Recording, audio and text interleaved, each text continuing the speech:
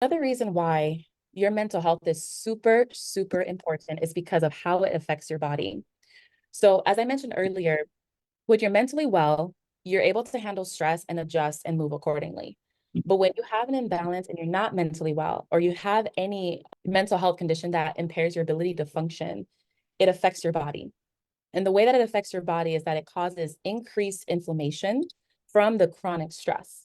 This inflammation, what it does, it causes damage to a lot of your blood vessels. So your blood vessels in a normal situation, healthy individual, your blood vessels are nice and clear, and they're protected by this layer of protein that prevents blockages, that prevents clots, that prevents plaque buildup, and all of those things. But if your body is constantly under stress, it starts to damage that part of your blood vessels. And when that happens, then you get issues like blockages.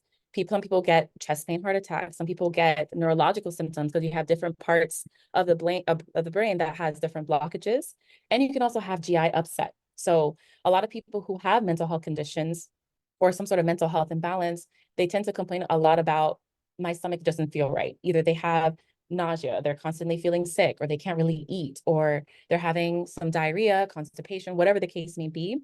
And all of that is because the blood vessels in these areas are potentially compromised. Over time, the longer and longer someone is under stress, you can cause other things to happen too. You have your cortisol, which is your stress hormone. It's great when you're in emergency. So if you're in a fight or flight, you have to protect yourself, protect your kids. You get a boost of cortisol and you're good. You have the strength and energy you need to do to get out of that situation. But your body is not designed to maintain that level of cortisol for long periods of time. And when that happens, it starts to cause damage. And one of the biggest things we're starting to see in women, in particular, African and Caribbean women, is this increased insulin resistance.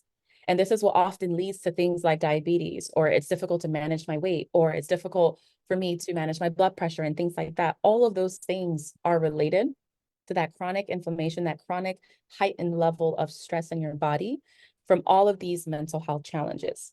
And you'll see in this diagram, I emphasize trauma. All of these things can be related to trauma: racism, sexism, ageism, financial stress, depression, PTSD. But if any of these are linked to trauma for you, the effects on your body are compounded even more. So it's even more important for people in your life who've gone through any form of trauma to make sure that they are surrounded by a community, by individuals who will help support them in their journey to becoming mentally well, to avoid these long-term effects on your body over time.